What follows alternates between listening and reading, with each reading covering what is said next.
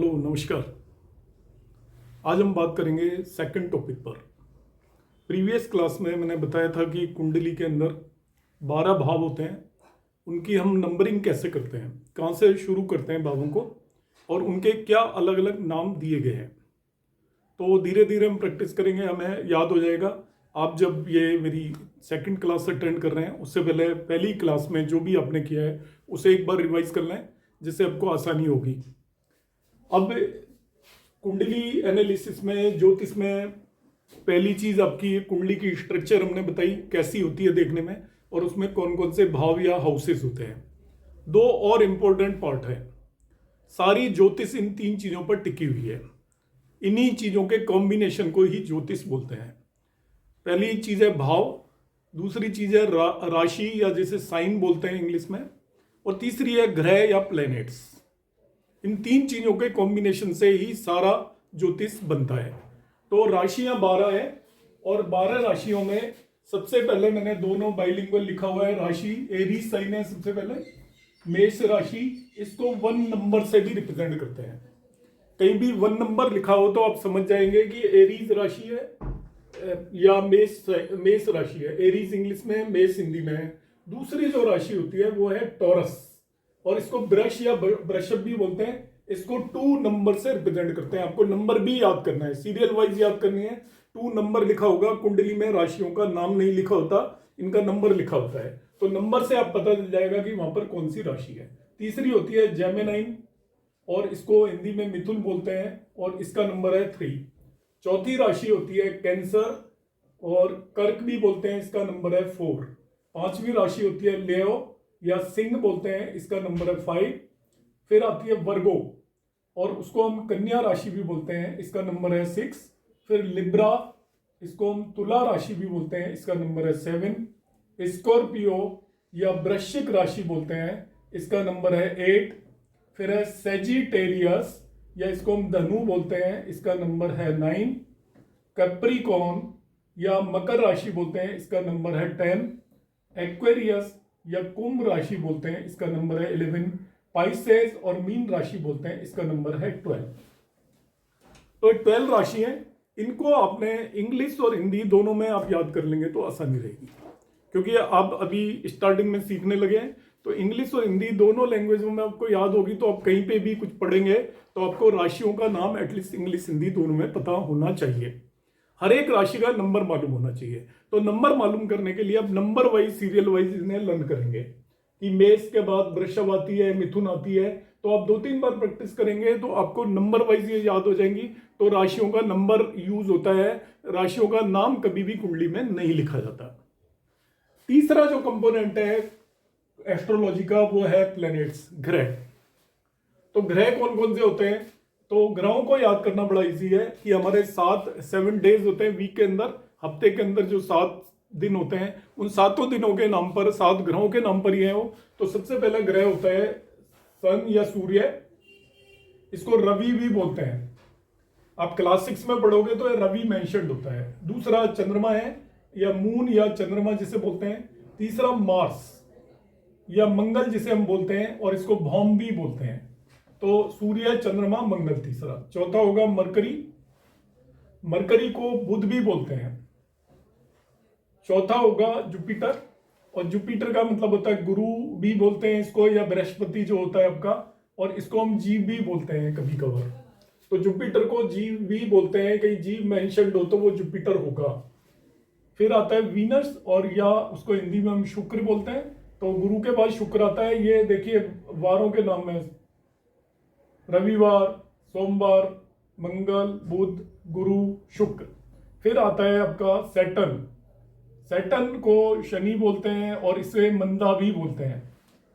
Next आते हैं Rahu and Ketu. तो एक वीक में 7 डेज होते हैं, मगर यहाँ पे प्लैनेट्स टोटल 9 है, इसलिए इनको नवग्रह बोलते हैं। तो एस्ट्रोलॉजी के अंदर 9 ग्रहों का कॉम्बिनेशन है। तो ओवरऑल जब हम पढ़ेंगे आगे चलकर, तो हमने क्या पढ़ना है? एक कुंडली के 12 भाव, 12 राशियां और 9 ग्रहों के कॉम्बिनेशन से ही सभी योग बनते हैं, पूरी ज्योतिष खड़ी होती है। तो हमें ज्योतिष सीखने से पहले इनके बारे में पूरी तरीके से ये याद होने चाहिए कि कौन से 12 भावों को हम किस तरीके से गिनते हैं, कौन से भाव को क्या बोलते हैं, कौन सी 12 राशियां हैं। पूरा ब्रह्मांड इन 12 राशियों में डिवाइडेड है, उस पर हम लेटर ऑन बात करेंगे क्योंकि वो थोड़ा टेक्निकल हो जाएगा। अभी मैं बिल्कुल बेसिक बता रहा हूँ, टेक्निकल पर हम धीरे धीरे जाएंगे। तो 12 राशियां पता होनी चाहिए, तो हमारे और 9 ग्रह पता होने चाहिए। ये 9 ग्रह ब्रह्मांड में इन 12 राशियों में कहीं न कहीं घूम रहे होते हैं और उसी के बेस पर हम एक कुंडली बनाते हैं। कुंडली की जो स्ट्रक्चर है, कुंडली एक्चुअली ब्रह्मांड को रिप्रेजेंट करती है, स्काई को, आकाश को। तो आकाश के अंदर 12 राशियां हैं और 12 राशियां एक दूसरे से अलग अलग होती हैं और उनके अंदर किस राशि में कौन सा ग्रह है उसे उठाकर कुंडली में प्लेस करेंगे, वो जन्म कुंडली होती है और उस कुंडली के बेस पर ही हम एस्ट्रोलॉजी में प्रेडिक्शन देते हैं। अब हम आगे बात करेंगे, विल डिस्कस अबाउट नाउ काल पुरुष कुंडली। काल पुरुष एक्चुअली भगवान शिव है। तो काल पुरुष कुंडली हम एक स्पेशल कुंडली बनाते हैं और हर एक केस में इसको हम यूज भी करते हैं। एक पर्सन की कुंडली, किसी इंडिविजुअल व्यक्ति की कुंडली एक अलग चीज है और काल पुरुष की कुंडली के बेस पर हम सारी चीजें शुरू में सीखेंगे। फिर अलग अलग लोगों की कुंडलियां कैसे बनती हैं उसके बारे में हम बात करेंगे। कुंडली में ये मैंने आपको बताया था, पहला भाव है, दूसरा भाव है, तीसरा भाव है, चौथा भाव है, पांचवा भाव है, छठा भाव है, सातवां, आठवां, नौवां, 10वां, 11वां, 12वां, ये भाव है।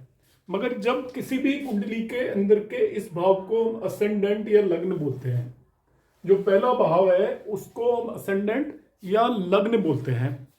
अब कुंडली जब बनाते हैं तो उसके अंदर हमें हमेशा मालूम है ये असेंडेंट है, ये सभी लोगों की असेंडेंट या लग्न अलग अलग होती है। कुछ लोगों की सेम हो सकती है मगर ऐसा नहीं कह सकते कि ये लग्न फिक्स है।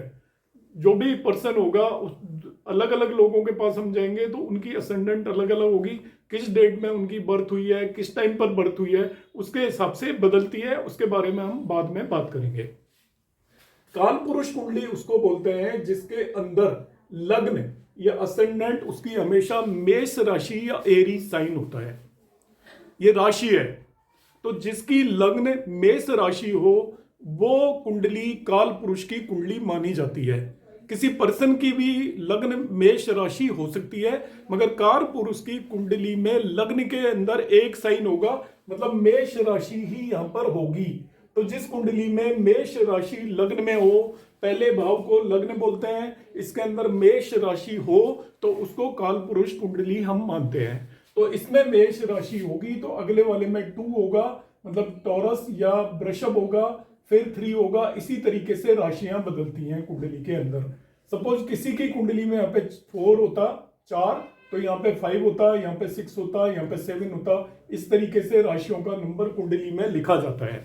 तो राशियों का नंबर कुंडली में किस तरीके से मार्क होगा वो डिपेंड करेगा उस पर्सन की लग्न क्या है। तो अभी जैसे मैंने बताया था 12 राशियां हैं, तो 12 में से कोई भी राशि उस पर्सन की लग्न हो सकती है। तो जो भी लग्न होगी उसके बेस पर उसकी पूरी कुंडली हम बनाएंगे। सपोज किसी की लग्न 5 होती, 5, तो यहाँ पे 5 लिखते हैं, यहाँ पे 6 लिखते हैं, यहाँ पे 7 लिखते हैं, 8 लिखते हैं, 9 लिखते हैं और ऐसे घूमते जाते हैं और यहाँ पर 4 आ जाता है। 5, 6, 7, 8, 9, 10, 11, 12, 12 राशियां होती हैं। तो 12 नंबर लिखने के बाद फिर 1 से शुरू करेंगे, 1, 2, 3, 4, तो वापस ये 5 आ गया। तो पूरी 12 राशियां कुंडली के अलग अलग भावों में होंगी। कुंडली के भाव फिक्स होते हैं, हर एक की कुंडली में 5वां भाव ये होगा, चौथा भाव ये होगा, 10वां भाव ये होगा, मगर हर एक की कुंडली के भावों में राशियां बदल जाएंगी। इस तरीके से कुंडलियां बदल जाती हैं, अलग अलग राशियां अलग अलग भावों में होंगी। तो कुंडली के अंदर जो ये नंबर लिखे होते हैं ये राशियों के नंबर हैं, भावों के नंबर नहीं है। तो जिस भी कुंडली की लग्न में 1 साइन हो, मेष राशि हो, उसको हम काल पुरुष कुंडली समझते हैं, काल पुरुष कुंडली मानकर चलते हैं। काल पुरुष कुंडली भगवान की कुंडली है, आप ऐसा कह सकते हो। शिव भगवान की कुंडली है, उसको हम काल पुरुष कुंडली मान के चलते हैं। अब हम आगे बात करते हैं कुछ और।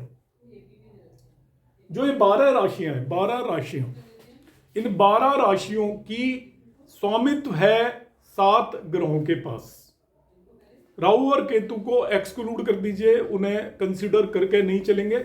बहुत सारे लोग राहु और केतु को भी स्वामित्व देते हैं राशियों का, पर मैं आपको यहाँ पर राहु और केतु को स्वामित्व नहीं दूंगा। राहु और केतु पर किसी भी राशि का स्वामित्व या लॉर्डशिप नहीं होती। कुछ लोग बताते हैं कि इनके पास लॉर्डशिप होती है, पर हम जब यहाँ पर पढ़ेंगे तो हम उसकी लॉर्डशिप मानकर नहीं चलेंगे, क्योंकि क्लासिक्स जो हमारे ग्रंथ हैं उनके हिसाब से राहु केतु के पास किसी भी राशियों का स्वामित्व या लॉर्डशिप नहीं होती। अब किस राशि का कौन स्वामी है? आपकी 12 राशि हैं, उनमें हर एक राशि का एक ग्रह स्वामी होता है, उसके पास उसका अधिकार होता है, वो उस ग्रह की राशि मानी जाती है। तो उसको याद रखने का मैं तरीका बताता हूं कि किस राशि का कौन स्वामी होता है। चंद्रमा और सूर्य, ये दो ऐसे ग्रह हैं जो लाइट भेजते हैं हमारे यहाँ पर, इन्हें ल्यूमिनरीज बोलते हैं, या जो प्रकाश देते हो, ऐसे दो ग्रह हैं। इन दोनों ग्रहों को केवल एक एक राशि का स्वामित्व या लॉर्डशिप मिली हुई है। बाकी सभी 5 बाकी ग्रहों को 2-2 राशियों की लॉर्डशिप या स्वामित्व मिला हुआ है। तो हम किस तरीके से याद करेंगे, मैं आपको बहुत सिंपल वे में बताऊंगा। आप यहां पर लिखिए 4, इसके नीचे लिखिए 5, 5 से 6, 7, 8, 9, 10 तक लिखना है, फिर इसके ऊपर आ जाना है 11, 12, 1, 2, 3, 4। तो हम कहां से सर्कल शुरू कर रहे हैं? 5, 6, 7, 8, 9, 10। ये याद रखने का आसान तरीका है। 10 तक जाना है इस लाइन में, फिर इससे ऊपर जाना है 11, 12, 12 खत्म हो गया, फिर 1, 2, 3, 4। तो जो ये 4 लिखा हुआ है यहां पर, इसका स्वामित्व या लॉर्डशिप मून या चंद्रमा के पास है। कैंसर है ये या कर्क राशि है, इसका स्वामित्व चंद्रमा के पास है। और जो नीचे 5 लिखा हुआ है, इसको हम लियो या सिंह राशि बोलते हैं, इसका स्वामित्व सूर्य या सन के पास है। इन दोनों के पास फिक्स हो गया, इसका स्वामित्व चंद्रमा पे है, इसका स्वामित्व सूर्य पे है। अब इस लाइन में जो भी राशियां आ रही हैं ऊपर वाली में 4, 3, 2, 1, 12, 11, इसे हम बोलते हैं ल्यूनार हाफ। लूनर हाफ में चंद्रमा की अर्ध चंद्रमा की आधा हिस्सा है। ये चंद्रमा को बिलोंग करती हैं ये राशियां, ऐसा हम कहते हैं। और जो नीचे लिखी हुई है 5, 6, 7, 8, 9, 10, इसको बोलते हैं सोलर हाफ।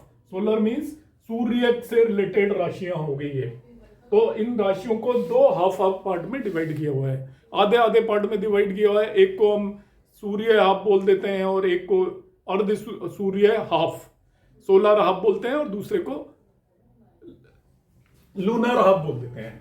हिंदी एग्जैक्टली इसकी मुझे नहीं पता है, स्टिल आप इसको समझ सकते हो कि वो चंद्रमा से रिलेटेड राशियां हैं, केवल याद करने के लिए, इनका चंद्रमा से कोई मतलब नहीं है। और नीचे जो सोलर हाफ में राशियां हैं वो सूर्य से रिलेटेड है, याद करने के लिए, सूर्य से इसका कोई खास मतलब नहीं है। तो देखिए ऊपर की आपकी 6 राशियां ये हो गई, नीचे 6। अब इनकी लॉर्डशिप कैसे है, देखिए कौन स्वामित्व है। 4 का स्वामी चंद्रमा है और 5 का स्वामी मून है। तो चंद्रमा और मून हो गए। इसके बाद ये जो राशियां आई, ये दोनों 3 और 6, इनका स्वामी मरकरी या बुध है। 3 और 6 का स्वामी मरकरी और बुध है। इसके बाद देखिए 2 और 7 जो आई आपकी, इन दोनों का स्वामी वीनस है, शुक्र। 1 और 8 का स्वामी मार्स है, मंगल। 12 और 9 का स्वामी जुपिटर है, और 11 और 10 का स्वामी सैटर्न है। इस तरीके से हम इनकी लॉर्डशिप आपकी याद रखेंगे। तो आसानी से याद रखने के लिए हम यहां से शुरू होंगे 5, 6, 7, 8, 9, 10, फिर इस रो को हटा के ऊपर वाली में चले जाएंगे 11, 12, 1, 2, 3, 4। अब 4 का लॉर्ड मून है, 5 का लॉर्ड सन है। इसके बाद इन दोनों का 2-2 लॉर्डशिप है। इसके पास मरकरी के पास 3 और 6 साइन की लॉर्डशिप है, मतलब मिथुन और कन्या राशि की। इसके बाद वीनस आएगा 2 और 7 की। इसके बाद मार्स आएगा 1 और 8 की। फिर जुपिटर आएगा 12 और 9, 11 और 10 की। इनकी जरूरत पड़ेगी हमें। आपसे कहा जाएगा इस राशि का स्वामी, तो आपको इमीडिएटली पता होना चाहिए, तो आप प्रैक्टिस करेंगे शुरू में। 3 और 6 साइन का कुंडली में यहाँ पे लिखा हुआ है 3 साइन, ये लिखा हुआ है 6 साइन, तो इनका लॉर्ड कौन है? इनका लॉर्ड मरकरी है। इस तरीके से हम याद रखेंगे। 1 और 8 का मार्स है। अभी इसको याद करने का मैं एक दूसरा तरीका और बताता हूं आपको, ब्रीफ तरीका दूसरा यह है, राशि को साइन भी बोलते हैं और भाव को हाउस भी बोलते हैं, ध्यान रखना है। इनका तरीका मैं आपको आसानी से बताता हूं। आप लिखिए, देखिए 1, 2, 3, 4, 5, 6। इसके बाद आप लिखेंगे यहां पर 6 लिख दिया आपने, 7, 8, 9, 10, 11, 12। अब इनको याद रखने का तरीका क्या है? बड़ा आसान। देखिए 1 और 8, 4, 5 को हटा दीजिए। 4 चंद्रमा की है, 5 आपकी सूर्य की है। फिर 1 और 8, 1 और 8, ये दोनों राशियां हैं। तीसरे नंबर पे जो ग्रह आता है मार्स की। फिर 2 और 7, ये आपकी वीनस की राशियां होंगी। फिर 3 और 6, मतलब कम होता जा रहा है, इधर बढ़ता जा रहा है। देखिए 1, 8 आया, फिर आपका 2, 7 शुक्र की हुई, फिर 3, 6 आपकी बुध की होगी। फिर 4 और 5 हटा दीजिए। 4 चंद्रमा की है, 5 सूर्य की है। अब आपके पास बच गई ये, यहां तक 8 तक की सारी राशियां खत्म हो गई। अब 9, 10, 11, 12 बची। तो 9 जुपिटर की है, 10 शनि की है, 11 भी शनि की है, और 12 आपकी फिर से जुपिटर या गुरु की है। इस तरीके से हम इसको याद रखने की कोशिश कर सकते हैं कि किसकी कौन सी राशि की लॉर्डशिप है। तो आपको सारी 12 राशियों की लॉर्डशिप अच्छे से याद होनी चाहिए, बार बार यूज होगी। ये बिल्कुल बेसिक कंसेप्ट है। आप इस तरीके से याद रख सकते हो, डायरेक्टली याद रख सकते हो। थोड़े दिन प्रैक्टिस करोगे तो आपको इमीडिएटली याद हो जाएगी कि किन राशियों की लॉर्डशिप किसके पास है। और यह सबसे आसान तरीका है शुरू में याद रखने का। आप इस तरीके से नंबरिंग करके याद रखेंगे। अब हम बात करेंगे, यहां आप डायग्राम में देख रहे हो कुछ और चीजें मैंने लिखी हुई हैं। जो आपका ये पूरा ग्रहों का जो चक्र है या प्लेनेटरी फैमिली है, परिवार है, ये 7 ग्रहों का जो परिवार है, उसमें सभी ग्रहों को कुछ कुछ जिम्मेवारियां दी हुई हैं। किस ग्रह को कौन सी जिम्मेवारी दी हुई है, तो एस्ट्रोलॉजी में जब उस ग्रह के बारे में बात करेंगे तो आपके माइंड में ये जिम्मेवारी पता होनी चाहिए, उसका ओहदा या पद पता होना चाहिए, उसकी पोस्ट पता होनी चाहिए प्लेनेटरी सिस्टम में। तो जो सन या सूर्य है उसको किंग या राजा का काम दिया हुआ है, वो प्लेनेटरी सिस्टम का किंग है, सभी प्लेनेट्स को वो कंट्रोल करता है। मून और या चंद्रमा को उसकी रानी या क्वीन मानकर चलते हैं प्लेनेटरी सिस्टम की।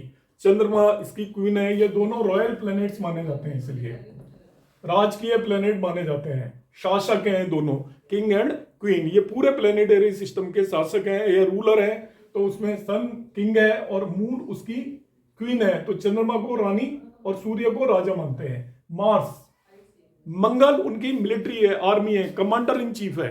तो जो उनकी राजा और रानी की जो आर्मी है या इस प्लेनेटरी किंगडम का जो कमांडर इन चीफ है वो मार्स है। तो मंगल एज ए आर्मी या मिलिट्री की तरह एक्ट करेगा।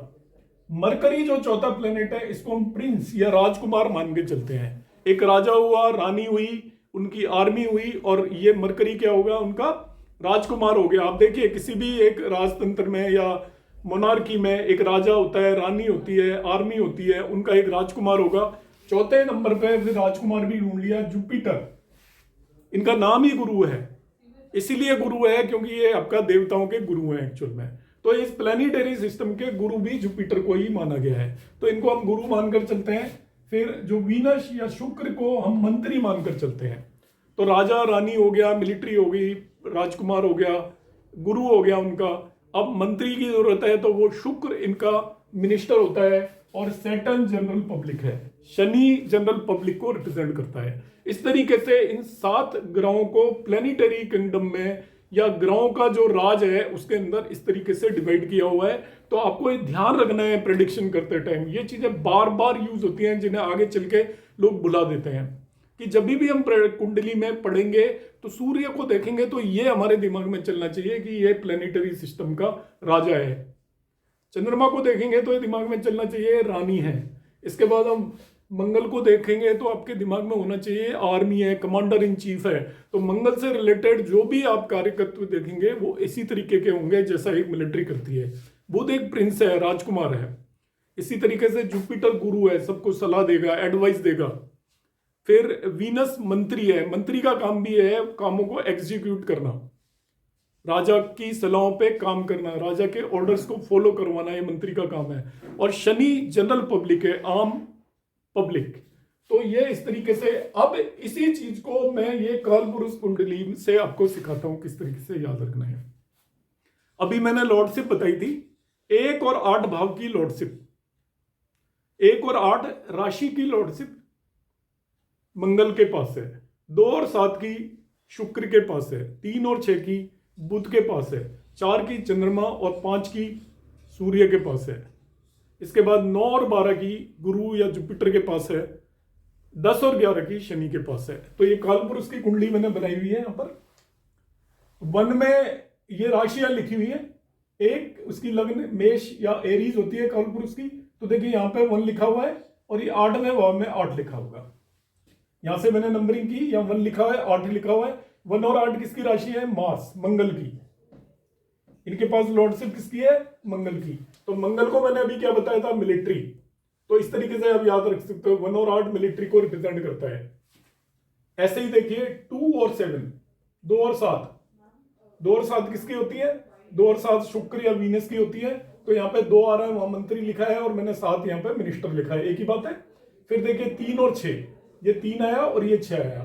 3 और 6 को हम क्या बोलते हैं? बुध की है। तो बुध को हमने क्या माना है? प्रिंस। तो मैंने यहाँ पे जो बुध की राशि है वहां पे लिख दिया प्रिंस। 4 आपका चंद्रमा है, उसको हमने क्वीन लिखा। 5 सूर्य है, उसको हमने किंग लिखा। इसके बाद 9 और 12 ये दोनों राशियां गुरु की हैं, वहां पर हमने गुरु लिख दिया है। और 10 और 11 यहाँ पर जनरल पब्लिक लिख दिया है। इससे भी आपको सिग्निफिकेशंस पता चल जाएंगे, कौन सा ग्रह किस तरीके से एक्ट करता है। उनकी जो भी राशियों के वो लॉर्ड है, 5 का लॉर्ड सन है, तो वो किंग की तरह एक्ट करेगा। अब इसको मैं लर्न करने का एक दूसरा तरीका बताता हूं आपको। राजा है, यहां पर प्लेस्ड है, तो उनके बिल्कुल पास में रानी होगी। और दूसरी तरफ कौन सा होगा? प्रिंस, राजकुमार। और रानी के दूसरी तरफ भी प्रिंस होगा। तो एक जो राजशाही होती है उसके अंदर राजा होता है, उसके साथ एक रानी होती है, पास में प्रिंस होता है। अब प्रिंस के बाद कौन आएगा? आपका मंत्री आएगा। देखिए प्रिंस के बाद इधर भी मंत्री है और इधर भी मंत्री है। मंत्री आ गए, इसके बाद आर्मी आएगी जिसे वो कंट्रोल करेंगे। तो देखिए मंत्री के जस्ट बाद यहां पे मिलिट्री है, इधर भी मिलिट्री है। आर्मी के बाद जिसका काम आता है वो होते हैं गुरु, जो उन्हें सलाह देते हैं। तो देखिए मिलिट्री के जस्ट बाद गुरु हो गए दोनों जगह पर, इधर भी गुरु है, इधर भी गुरु है। और फिर आती है जनरल पब्लिक। तो इस तरीके से देखिए पूरा काल पुरुष की जो कुंडली है उसका इस तरीके से डिस्ट्रीब्यूशन है। ये आपका यहाँ पर राजा रखा हुआ है, मतलब 5 साइन को राजा से रिप्रेजेंट करते हैं, मतलब किंग हो गया, इसका लॉर्ड सूर्य है। 4 साइन काल पुरुष की कुंडली में क्वीन या रानी को रिप्रेजेंट करेगा। राजा और रानी के दोनों तरफ यहाँ भी प्रिंस है, यहाँ भी प्रिंस है। राजा रानी के सबसे क्लोज प्रिंस होगा राजकुमार। इसके बाद उनकी सलाहकार मंत्री होंगे, तो दोनों तरफ देखिए मंत्री है यहाँ पर। फिर आर्मी आएगी, तो दोनों तरफ इधर आर्मी है। फिर गुरु आएंगे जो उन्हें एडवाइस करते हैं, और लास्ट में जनरल पब्लिक आएगी। तो ये सब चीजें आपको याद करने में हेल्प करेंगी कि हम किस तरीके से इसको लर्न कर सकते हैं। तो अभी आज की क्लास में हमने जो बात की उसको ब्रीफ में मैं रिपीट करूंगा। प्रीवियस क्लास में मैंने बताया था कि एक कुंडली के अंदर 12 भाव होते हैं। 12 भावों को हम किस तरीके से क्लासिफाई किया है, किसे हम त्रिकोण बोलते हैं, किसे हम क्वाड्रेंट बोलते हैं या केंद्र बोलते हैं, किसे पनफर बोलते हैं, किसे उपचा हाउस बोलते हैं, किसे त्रिशार्ड बोलते हैं, किसे दुस्थान बोलते हैं। एक चतुर स्थान और होता है, उसमें 4 और 8 हाउस को बोलते हैं, पर उसकी ज्यादा रिक्वायरमेंट होती नहीं है। फिर 12 भाव हमने निकाले, फिर हमने बताया 12 राशियां होती हैं, और 12 राशियों को नंबर वाइज हमें याद करना है, 1 2 3 4 से लेके 12 तक। फिर हमने बात की कि 7 ग्रह हैं हमारे, टोटल 9 है। उसमें आपका रवि, सूर्य से लेकर शनि तक है, और राहु और केतु 9 ग्रह हैं जिन्हें हम नवग्रह कहते हैं। उसमें 7 इंपॉर्टेंट है, राहु और केतु भी इंपॉर्टेंट है, मगर उन्हें किसी भी राशियों का स्वामित्व नहीं दिया है। तो जो 12 राशियां दी हुई हैं, उन 12 राशियों पे के कोई स्वामी है या लॉर्ड है ग्रहों में से। तो 12 राशियों में जो कैंसर और सिंह राशि है, कर्क और सिंह, उनका केवल एक उनके स्वामी चंद्रमा और सूर्य है। मतलब चंद्रमा और सूर्य को केवल एक राशि की लॉर्डशिप दी हुई है, बाकी सभी ग्रहों को 2 राशियों की लॉर्डशिप दी हुई है। तो मैंने बताया उनको हम किस तरीके से याद रख सकते हैं। और यहां पर इसके बाद मैंने इस कुंडली के थ्रू भी आपको बताया कि हम कुंडली के अंदर राशियों को किस तरीके से रखते हैं, कि किसी भी नेटिव की क्या लग्न है, वो कैसे आती है, वो हम लेटर में बात करेंगे। मगर लग्न है ये पता चल गया आपको, तो बाकी राशियों को किस तरीके से रखेंगे। तो जिस कुंडली में लग्न 1 हो या एरीज या मेष हो, उसे हम कालपुरुष कुंडली बोलते हैं। तो उसमें बाकी राशियों को हम ऐसे रखते जाएंगे। तो यहाँ पे 5वें भाव के अंदर ये 5 साइन को हम किंग से रिप्रेजेंट कर रहे हैं। तो तो मैंने बताया 4 चंद्रमा को क्वीन से रिप्रेजेंट करेंगे, उसके दोनों तरफ प्रिंस होंगे, फिर दोनों तरफ मिनिस्टर होंगे, फिर मिलिट्री होगी, फिर गुरु होंगे और फिर जनरल पब्लिक होगी। इस तरीके से हम लॉर्डशिप के बेसिस पर इस पूरी कुंडली को या कुंडली के बेसिस पर लॉर्डशिप को याद रख सकते हैं कि कौन सा प्लेनेट किस चीज को रिप्रेजेंट करता है, कौन प्रिंस को रिप्रेजेंट करता है, कौन मिलिट्री को रिप्रेजेंट करता है, कौन आर्मी को रिप्रेजेंट करता है। तो आज की क्लास का हम यहीं पटाक्षेप करेंगे। उम्मीद है आपको समझ में आ गया होगा, मैंने प्रयास किया है। आपको मेरी कोशिश कैसी लगी आप कमेंट बॉक्स में जरूर कमेंट करिएगा।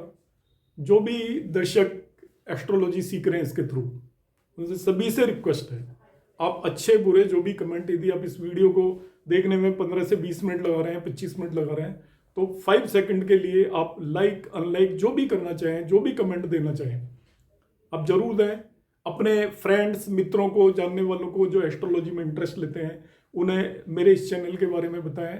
बिल्कुल ऑथेंटिक और सीधी सादी इंफॉर्मेशन मैं यहाँ पर आपको प्रोवाइड करूँगा और इस तरीके से मेरा प्रयास होगा कि आप ये एस्ट्रोलॉजी घर घर तक पहुँचे, ज़्यादातर लोगों के पास पहुँचे। वही मेरा ऑब्जेक्टिव है। नमस्कार।